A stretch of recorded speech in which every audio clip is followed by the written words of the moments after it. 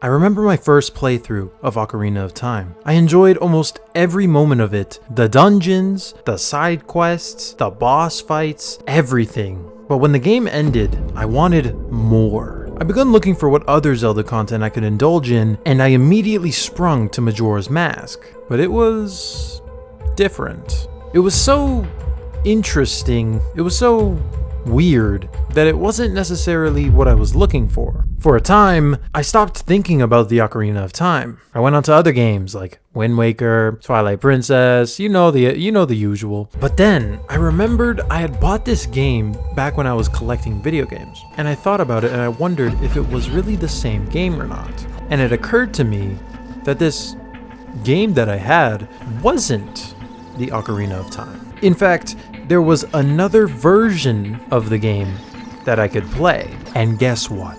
It was even published by Nintendo. This piqued my interest. So I searched Google to find out this specific game's sales and also how it came out to be developed. And I found nothing. Absolutely nowhere is there mention of the development or how much it sold. Was this game forgotten? Was I holding on to a lost fragment of history? Or was it that this game in particular was just underrated, or maybe even underpromoted? Well, instead of Google, I went onto YouTube to find out how many people actually talked about it.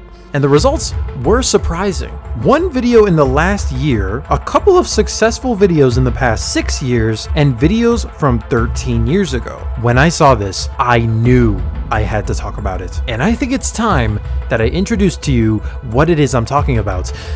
The very game I mention is none other than The Legend of Zelda Ocarina of Time Master Quest. That's right, this little game on half of a GameCube case that is also hidden as a second playthrough on the 3DS version is the Ocarina of Time remake that you forgot about. Upon looking at this game, I believed it to just be a copy of the original where you just take a bit more damage or have no recovery hearts. You know, something along the lines of the Wind Waker hero mode. But I was wrong. This game is something else entirely. And the only way to prove that is by showing you. Let's go. Starting from the introduction cutscene, it appears nothing has changed. Once inside the game, everything appears as the original. The map is normal, the world is normal, the quests are normal. However, all that changes when we enter the Great Deku Tree. Dungeon 1. Great Deku Tree. The first thing I noticed was this torch. This is important because it's the very first thing symbolizing the difference of the game. As I walked through, I encountered a bat hitting me from behind,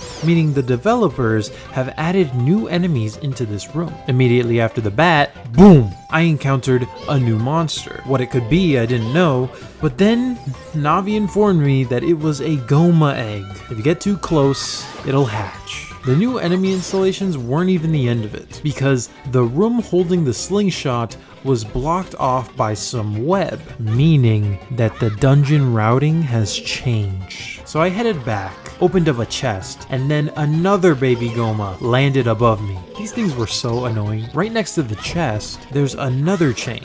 A box. Inside was a gold Skulltula, meaning that not only are there new enemies, the gold Skulltula locations have probably changed as well. If you look at this vine, you can notice it's missing something. You see, there were 3 Skulltulas on this vine in the original, and they're gone now. Why? I wanted to find out, so I headed up and I found a button that ignited all the torches in the room.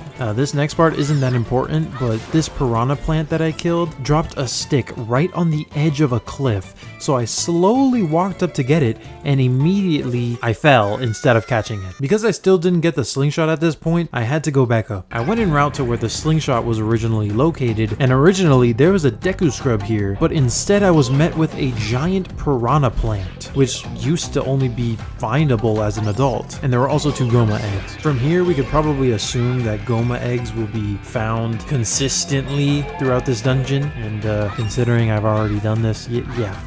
The door to the room holding the slingshot was blocked off by a lock, which is only unlockable by a slingshot, which confirms that things have definitely changed.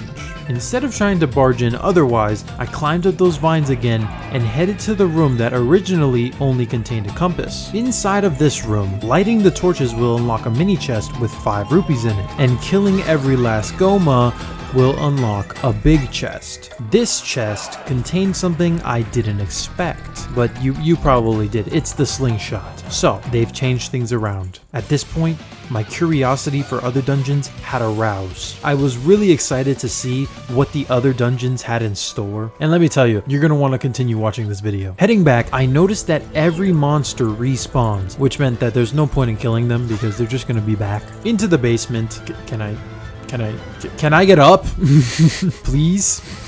Dude, that thing was so annoying. In this room, there's a button you have to press to unlock a chest, making you have to backtrack and also kill a piranha plant that you already once defeated. The next room low-key left me traumatized. I encountered a Deku scrub, and I did the usual method of blocking and then interrogating, but instead, I pressed B and I killed it. I just killed it. This is the first time in Ocarina of Time that I killed a Deku scrub as a kid. Once I killed everyone, the door was still shut, and the puzzle to unlock the door is backtracking, bringing some fire on a stick, and then lighting the torches. Why? Why did I have to do that? Okay, but the next puzzle is actually really cool. I'll spare some of my failures and just tell you how it's done. You first have to hold down a button, wait for the platform to reach you, snag the fire just before it goes out, and then immediately jump onto the platform, press and hold crouch just in time to slide under the spikes, and then jump to the next platform and hope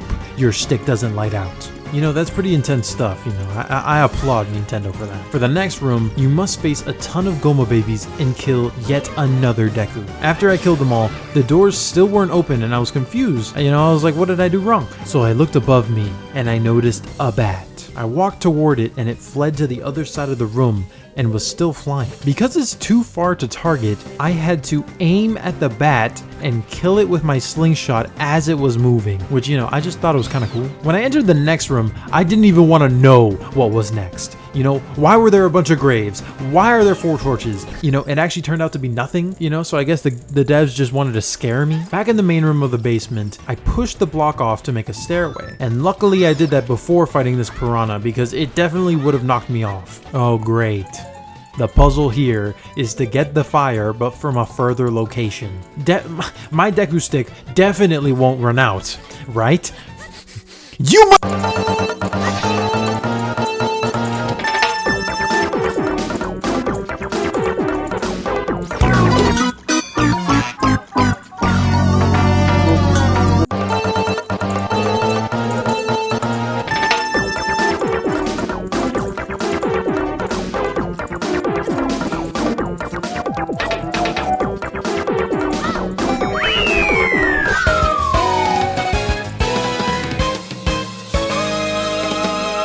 Yeah, you see that? First try. After this, the next puzzle, or should I say nuisance, was fighting Deku scrubs. You see, the original method of 2-3-1 didn't work, meaning that I had to trial and error what the code was.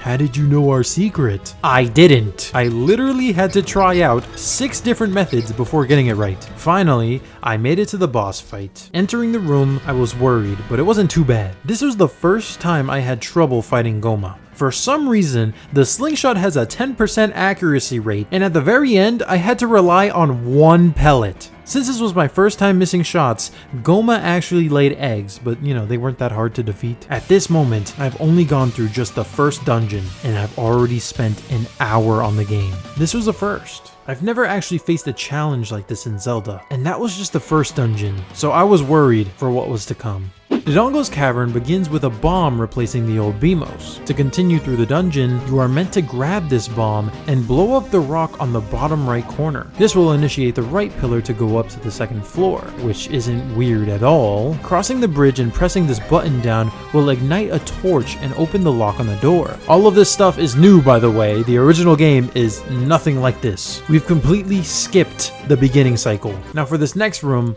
I had a giant complication, okay?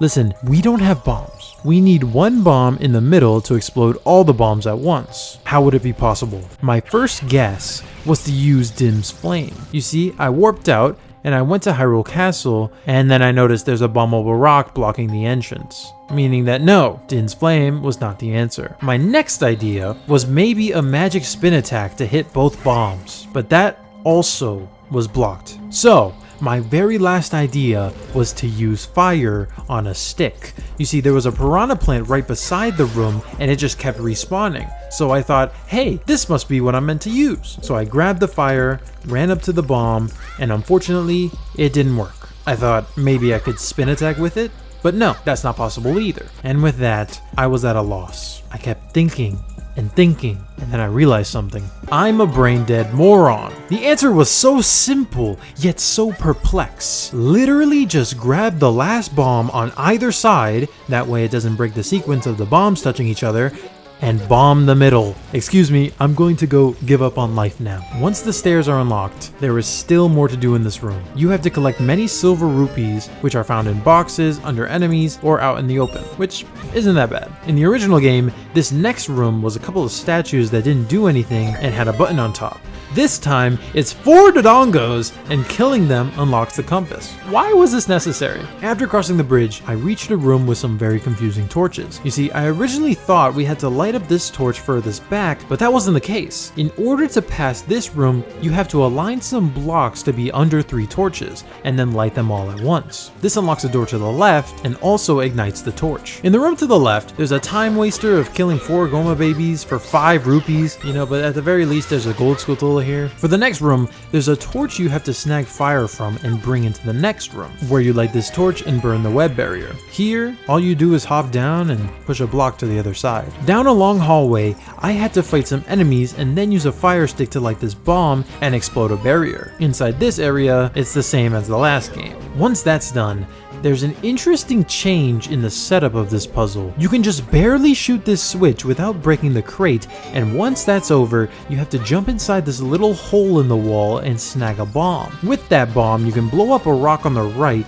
and unlock the time button switch. I messed up a couple times with how to time these 2 switches together, but essentially, you can step on the switch, climb up, and then shoot the other. After moving on through, there's a reroute. We still don't have bombs, and the trick to unlocking the next room on floor 1 is to carry a bomb from the 2nd floor plant and jumping down. Who thought of this? Now at this point, I didn't know if I was playing the game correctly, because where are the bombs, dude? Even though it felt wrong, this was actually intended. The next puzzle is repeatedly grabbing a bomb plant and starting a chain reaction. Once the door unlocks, the next 2 rooms are the same as the original. Once that's over, we finally get the... No, we don't. To the right, there's a time waster room, and there are also time wasting ghosts in the way of what you're actually supposed to do. Grab this bomb, initiate the chain reaction, and then that's it. Are those...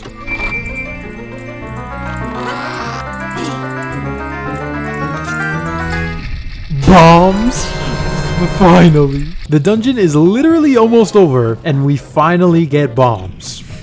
The next and final puzzle room isn't really much, and you can kind of get through it subconsciously. Just bomb this switch, keep it moving, fight these statues if you want to. You could just move past them. And then pull this grave back and step on the switch. And boom, the door's unlocked and the boss fight can begin. King Dodongo. I had a quarter heart for this fight, and I was so afraid that I would die, but the fight was just about the same as the original.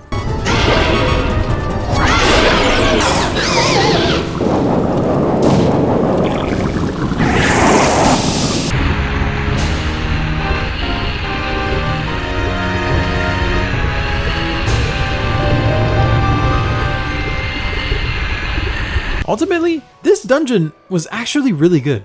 The way it spins the entire route is insane to me. And the way it just edges me every time when I think I'm gonna get the bombs and then I don't, I kind of enjoyed it. Pause. All right, get to the next dungeon. Seeing how every dungeon is something completely new, I begun only taking notes on the things most interesting about the dungeons and, what really affected the playthrough. The routing in every single dungeon is completely changed. The enemies, the chests, and the atmosphere are all similar. However, where they are, when you get certain things, and what you have to do is changed in every single dungeon. Honestly, it's beautiful. Alright, but let's go to Jabu's belly now. Immediately entering the 3rd dungeon, there is an enormous difference. What is that! Throughout the dungeon, shooting these cow heads will either be the answer to the puzzle or will give you essential items. In the next room, there was a tedious task of just going underwater, hitting a switch, and then going back up just to go where you would normally. I understand the need to make things difficult, but there's a difference between a mind twister and a nuisance. After this, the game takes a turn and I genuinely enjoy what they did here. The Zora girl falls, and we do use her for one puzzle, but it's located in the same room. And once you're done with that, you never see her again. The whole dungeon is you, the stomach tentacles, and cow puzzles. The squid boss is the same. You know, honestly, I wish they changed it to actually be possible without taking damage, but it's not too bad. After this, the puzzles are actually simpler than how they were before, and the final boss is also the same. To review this dungeon, I'd say it was very good. I will say some of the puzzles could have used some more creativity, but I understand how difficult it is to implement new ideas into such a compressed environment. The Forest Temple. This is the first adult dungeon, and like the original, this dungeon takes a lot of backtracking. To go outside, you have to first clear some block puzzles, then hit a switch that allows you to enter just the left side of the backyard. There wasn't much to do there though, and the middle room was blocked off, so it was kind of just useless. Lots of confusion and nothingness surrounded this dungeon, and I backtracked a lot to find, you know, missing keys and such. This was made even worse when the twisty-turny hallways needed to change multiple times just to get through,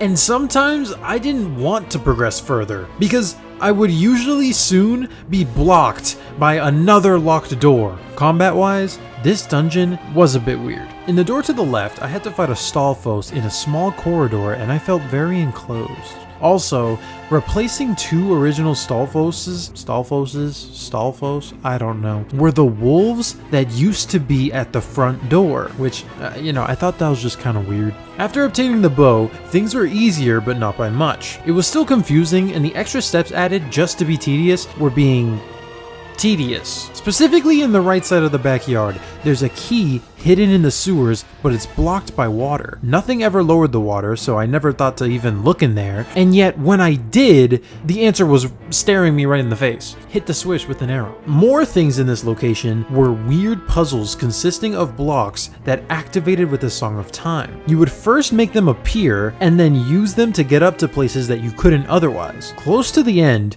we had to do that here, and it just kept messing up. The bottom block would disappear when the top appeared, and what? I had to play the song from afar to only affect the top and not the bottom one, and it was just like, what's even going on? At the very end, I got stuck on the last puzzle to get to the boss room. I had hit two switches that I assumed were enough, but the gate was still up and I couldn't pass. I spent too long wondering what to do, so I actually just looked it up, and there's some stupid switch hidden right above this door. Ultimately, this dungeon is kind of a bust, and I did not enjoy it as much as I did the original. You know, difficulty is cool, but the confusion is just beyond me. When it comes to the nuisances in Ocarina of Time, most people would think of annoying actions that are consistently repeated. Maybe something like going into the menu and putting on iron boots every second, or maybe having to flicker the Eye of Truth on and off. Whatever you think it is, grab that idea you have and throw it away. The biggest nuisance in Ocarina of Time is none other than the entirety of the Fire Temple. First it starts with a blazing fire, then it continues with annoying enemies and odd reroutes, and lastly, it ends with some of the most confusing puzzles of all time. Let's talk about it. In the beginning of the temple, the way to advance to the next room is by using Dim's Flame. Inside, you have to once again use Dim's Flame and activate two torches. Then activate the other across the room using an arrow. Also, you have to do this quickly or else it won't work. What made this so bad was that I was already low on magic energy, so I had to farm some by going in and out of the dungeon. It didn't make it any better that I had to use Dim's Flame again to enter the same room. When I finally did it, there was actually no Goron in there, just a chest. Weird. Now that I had a key, I still couldn't enter the room to the right, so I had to go into the room besides the stairs. And immediately, I faced 2 Stalfos. This wouldn't have been a hassle originally if I hadn't taken damage prior, but still, the dungeon just started. Once that was over, we're faced yet again with another enemy. This time, it's an even greater foe. However, there's a fairy inside the pot to the left, so I wasn't really complaining. After defeating the Iron Knuckle, I entered the room to the left, and we face another enemy, the Flare Dancer. This guy is the original mini-boss fight of the temple, and right now, it's just a bit too early to be fighting him. Yet despite that, we received the Megaton Hammer. Okay, now I could break this barrier. So I entered the room on the right, and everything changed. We've now entered the realm of confusion. Most areas seem blocked off, but realistically, the answers are just unpredictable. I spent some time just looking around, not knowing what to do, and then I saw potential. To make it to a room located above another, you have to make a really tight shot with your hook shot. I'll be honest, entering this room gave me imposter syndrome. It literally felt like I wasn't supposed to be here. And what made it worse was that it rewarded me with the boss key just for hookshotting to the other side. There were like no enemies here. I think it was just tiles. Now on the right side of this big room, there's a torch I thought I could light with Din's flame. So I headed out, farmed some magic again, and came back. Painfully, I had to perfectly time Din's flame to go into the range of the torch while the platform moved left and right. Then I had to even more painfully try and target the torch with my hookshot. Then, after making that insane shot, I thought the door was sealed, but it turns out I just had to bomb it. Inside, I was confused for a second. The stupid trick here is to light this torch, because as you can see, it's not actually activated and there's paint on the wall to make it appear as if it was. That is so stupid. I snagged the key and left. Now there was another tedious task. I had to climb up this fence, leap to the platform, and then time my jump so that I land on top of the block as it's shooting up into the air. Because if you land on it while it's at the bottom and not in motion, you will burn yourself. The next room is almost the same as the original, but a bit further down the line is where not only confusion takes place, but tension and annoyance, due to how many times I fell and had to re-escalate the dungeon. Inside this maze, you will have to find a way up, and how I found to do that was by hookshotting on a crate that you can just slightly target. Once up, I was still very, very confused, but I'll save you the time and just tell you how it's done. I heard a Skulltula through the wall, so I tried to find it out of bounds, and I did. So I located its spot and blew up the wall, and it turns out I bombed the wrong spot, and I actually discovered another room. I then bombed where the Skulltula actually was, and then I found another problem solver. Basically, it made a bunch of platforms which you could hookshot on. It just let you advance. From here on out, everything was a breeze, and soon I found the missing block, which made my way to the boss room. Volvagia is the boss, and it was exactly the same. I still died, but, I snagged 3 fairies and then we were good. Honestly, talking about it now, it wasn't that bad, but back then I just wanted everything to be over. So when it was, I was really happy. Ice Cavern. While I am unaware of whether or not you'd consider this a dungeon, let's just say that in the Master Quest, this dungeon is made easier. You can literally just pass by all the enemies and stack up on blue flames, then just go your merry way to the end. The Water Temple was one of the dungeons I didn't really enjoy, but I also didn't mind. It was just another obstacle standing in my way of getting to the better temples. Once I started the dungeon, I felt like there was no answer, especially after this first part. I went into this room, shot up, and found nothing, just crates. However, soon after, I recalled what the original route was, and I decided to take that path. And it worked, I guess. I met the Zora woman, changed the water level, got the compass. You know how this goes. A couple more sets of dungeoning, and I obtained the long shot really early. Everything else from here I just kinda did with an empty mind. I hookshotted a bunch in the hookshot room. There was a puzzle here, but it was simple. Just hit the switch behind you and in the far left.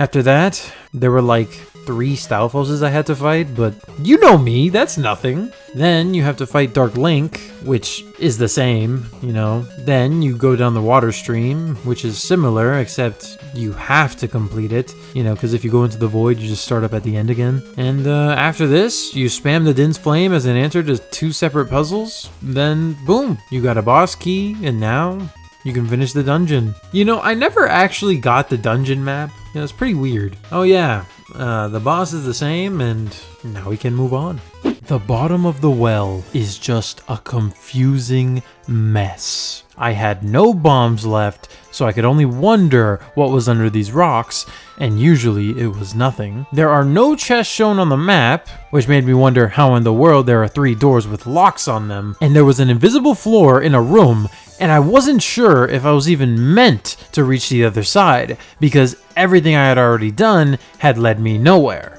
Well, I found a key. Instead of going over the invisible ground to reach it, I tried to cheese the game by using the hook shot, but after it fell, it disappeared. After that failure, I made a save slot a second time, and yes, it was worth making. Once the key was acquired, I went inside the big room on the left using the key, and I really don't like how these things molest me. Okay, but seriously, I thought I was soft locked because I didn't get a key. So I reset back to the save slot of getting the key, and then I used the key on a different door. A couple of button presses later, I unlocked this chest, and what? This confused me a lot. You know, why was there another room? Why did a key unlock a door for a room that didn't do anything? Even though I had acquired the Lens of Truth, I was still curious about what happened, so I looked it up, and it turns out there's a key in the room where the Dead Hand boss fight is. You know, inside a rock. In my run, I didn't blow it up because I didn't have any bombs. I guess there's just an entire optional room in this dungeon, but you know, at least it's not a soft lock. Next up was the Shadow Temple. I was a bit perplexed playing this one. In the dungeon, you don't get the hover boots immediately because the door is locked, meaning you have to first navigate through the other rooms ahead. I had gotten 2 keys from doing this, and I thought to head back, so I did, and I received a compass, but I didn't get the hover boots due to there being unmeltable ice blocking my way. I thought that the torches that I ignited at the start, which made this ice walk appear in the first place, was the issue. So I backed out and came back in the dungeon, but then it just stayed on, which meant it was something else. I didn't know what it could have been, so I just continued on, and I just repeatedly died to 2 Beamoses. I think it's safe to say I didn't really enjoy this temple that much. I left the dungeon and I decided to stack up on necessities. I collected bomb bags, magic, and some fairies. I headed back and finally I beat the 2 Beamos. After that, I kept trying to shoot fire into this frozen switch, which just never worked. And then I turned on my truth goggles and I realized I had been shooting at a platform the whole time. So I continued on, I went into a room, snagged a key, headed back, and these Beamos are a pain. At this point in the dungeon, I hit a dilemma. The sign says only those with sacred feet can cross. And earlier, when I hit a switch, Link weirdly looked up at the sky. So I thought maybe this was an indication that I was able to enter the original hover boots area. But no, nothing changed. After a long time of trial and error, I went around the temple and always found myself back at the blocked door. And guess what? I figured out the puzzle. Hit the eye on the left, and while the middle one is closed,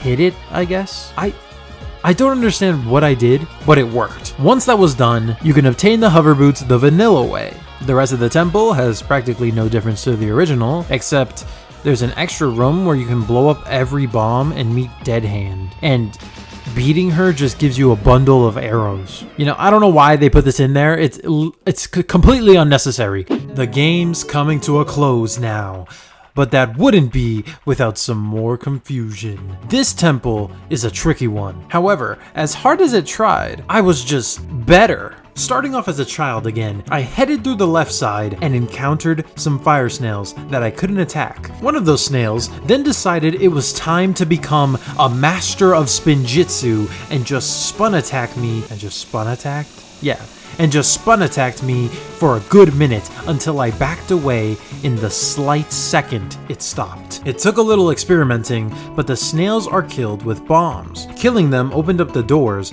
so I entered the left side and found a giant chest. It was just a map. There was another thing on the other side of the room, but I wasn't able to kill all the enemies without slingshot ammo, so I left. In the room to the right, there are 2 graves, but I didn't understand any of the puzzling, so I headed back to the main room. While in this room, I noticed an eye switch, but as you know, I have no ammo. I looked around for some, found nothing, and decided I'll just go around town and look for some. I later remembered that there's a shop that sells them in the Lost Woods, so I went my merry way and I got some. I also snagged a little upgrade just to avoid this in the future. Little would I know, this was actually the last time that I needed them. Now, I understood everything. In the room to the left, I killed all the enemies and unlocked a chest. However, I had no way of reaching it, but there's a door on the other side. In the room to the right, the trick is to use a bomb chew and bomb a rock all the way over there. Then shoot an eye switch and jump to the other side by using a platform. After that, we can kill the enemies and walk into the next room. And this next room is actually so lame. You stand on some spinning gear thing and you have to fight a Stalfos, which sounds simple, right? Well, apparently not for the game. The Stalfos walks and walks and walks and walks, but very rarely does he attack or even allow himself to be attacked. Because of this, I just spammed the B button until he'd get hit, but he never did try and attack me, so I had to beat him by shoving him off of the platform. This room could have been so much cooler, but instead of that, it was just a nuisance, including motion sickness and nausea. The room connected to this one is the other side of the left room, so finally I snagged that key. After that, we could unlock this door and... what the Sigma? Once again, I have to ask, who thought of this? Why torture me? Okay, from here, the rest of the child's part is pretty insignificant. So to summarize, you pass a rusted switch, an unreachable chest, and sort of do the same puzzles that you did in the original, just with a couple of twists. Now as an adult, I can actually summarize this as well. Instead of the right side, you enter through a hole on the top, bombable by a bomb chew. We can backtrack to where we were as a child and open a chest for a key, and then we can also smash this rusted button for a chest to spawn. Right here, I stopped recording to investigate the footage in where the chest actually spawned, and if we look in the slow-mo, there are stairs in the background, meaning it was right here on the map, which is only accessible as a child. So I had to head back, convert to a kid, and then open the chest for a key. Really? This game just makes things obnoxious for no reason. What sucks is that because I stopped recording to look at the footage, I forgot to record again. And now I'm missing the entire dungeon. At the very least, you can look at these top tier visuals from the 3DS version. So here's how it goes. You do some crate maneuvering with the Song of Time blocks in the main room, sing the Song of Time multiple times for more crate maneuvering in this room, and then you fight a lot of monsters, fight an Iron Knuckle, and gain the Mirror Shield. From there, there's some simple light reflection puzzles with some enemies mixed in, and then that's it! I was already at the boss, never having entered the right side of the temple at the start. It felt kind of odd. Nonetheless, the boss fight was the same, and now it was time for the end. Everything we've done to this point led us here, and this next dungeon would be the pinnacle of the game. Ganon'S Tower. As you enter, there's a golden knuckle and 2 Armos statues. What a beautiful way to immediately scare the player. First, I went into the Spirit Temple portion. Here, there are just some tiny enemies, but once I killed them all, nothing happened. I begun experimenting, throwing a bomb into this chimney thing, and the puzzle was to shoot this eye switch and fight another knuckle. Specifically in my notes, I wrote down that I wondered if this was going to be in every room, and I can happily answer that no, just a couple will. As the knuckle fights you, you must make him break the wall barriers to reveal a rusted switch. You can then hit that switch and the door opens. After that, they copied one of the old puzzles, and they had another puzzle thing where you can reflect light into each sun on the wall. The trick here is that the actual light needed to unlock the door is the little circle above the door itself. I thought that these chests would be traps, and that they would freeze you. I was very happy. I found chests, and I opened the chest. But what happened here is very sad. I got a heart, and then I got the freezy ice cream. And it is not good to make my feeling hurt. But all of them actually had something in them. One had a key, 2 had recovery hearts, and the big one had the golden gauntlets. Why so early? You don't even use them until the near end of the dungeon, so I don't actually know why they gave it to us that early. After retrieving the golden gauntlets, my curiosity got the better of me. Outside the castle, there's a barrier blocking what was known to be a great fairy fountain. I wondered if there'd actually be something given here, so I lifted the boulder, threw it away, and walked in. The great fairy basically gave me invincibility. What the heck? Why? Now, instead of doing a video talking about difficulty, I'll just bust right through every enemy. Now into the forest temple portion, there are 2 Stalfoses blocking the door. Because of my new granted powers, I beat them and only lost 1 heart. From here, I hookshot above the door, grabbed a key, and went into the next room. This next room is so annoying. This also has nothing to do with forests, by the way. How is this for the forest temple? You waste bomb after bomb blowing up these BMOS things, but because of the wind and the use of hover boots, I kept dying. And then I died, and then I died, and then I died, and then I died again. Despite these deaths, I finally killed all the BMOS and... Oh, this is the wrong clip. Hold on. Dude, I love making that joke. Okay. After I finally killed all the BMOS, I did a little trick. I put on the iron boots, and that way, the wind couldn't affect me. From there, I spammed the Song of Time, and then the door unlocked, and that was it. Now for the water temple section, there was honestly no difficulty. Just fight some ice enemies,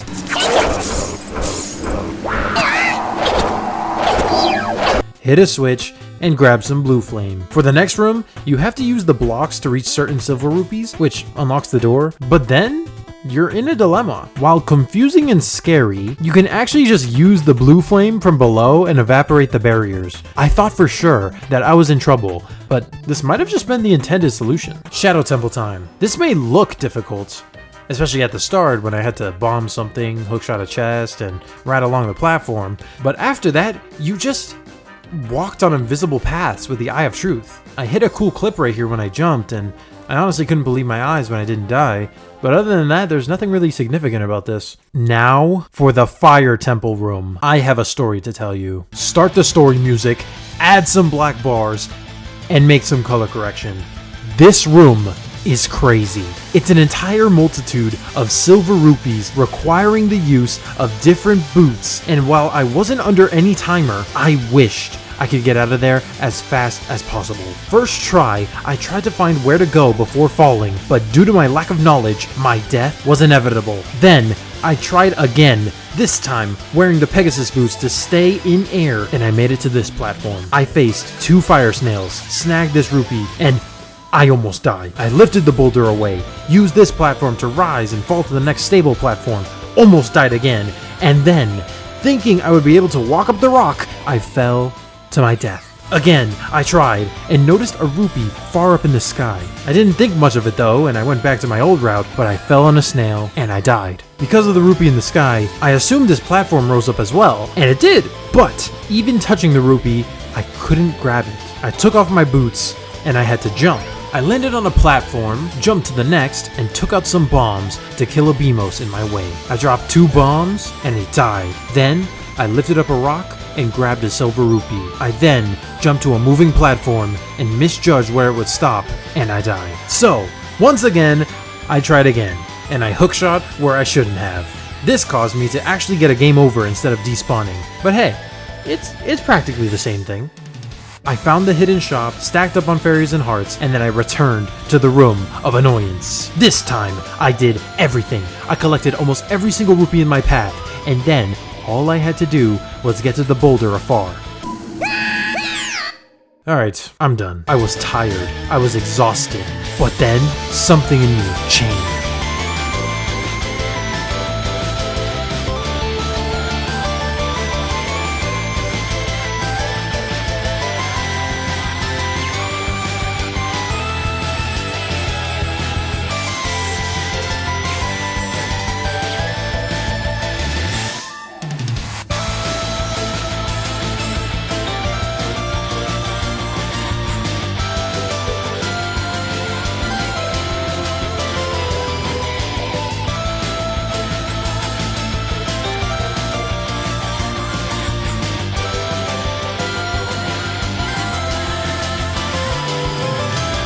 it was over. Finally, I had done it. Dude, I love this game, but I also so heavily dislike it. After that insane area, I expected the last one to be extremely difficult. However, the last and final barrier was actually really easy. I went in there, killed all the enemies, walked through, used both my keys, and it was done. There was a little trick at the end, but the answer was just to hit a switch in the light. Now, there was only one thing left to do. I advanced to the top, defeating every monster in my way, and suddenly, there it was, Ganondorf. Quickly, I played orb tennis, shot him up a couple times, and I stabbed him. So much so that he became weak and angry. He cursed the tower, and it began to fall apart. So me and Zelda ran out of there. Then, out of the rubble, Ganon rose and transformed into a beast, only to be faced once again with the consequences of evil, also known as the Sword of Justice. Plam, plam, plow! It was over.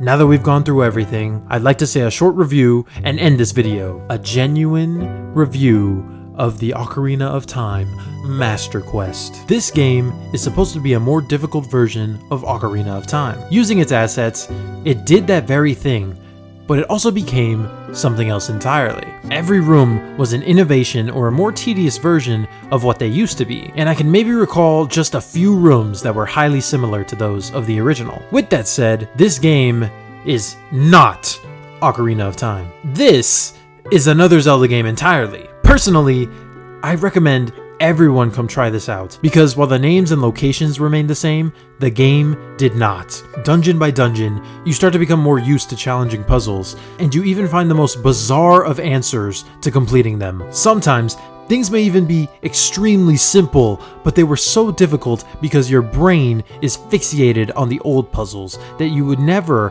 have even thought of it. My favorite thing about video games is the difficulty and the amazing high that you get after completing stressful levels. And that's what the basis of this game is, and I love it. To all you who watched to the end, thank you all for watching. Don't forget to like and subscribe, and if you want a cookie, comment down below. I watched all of that just to show me who the real viewers are. Goodbye.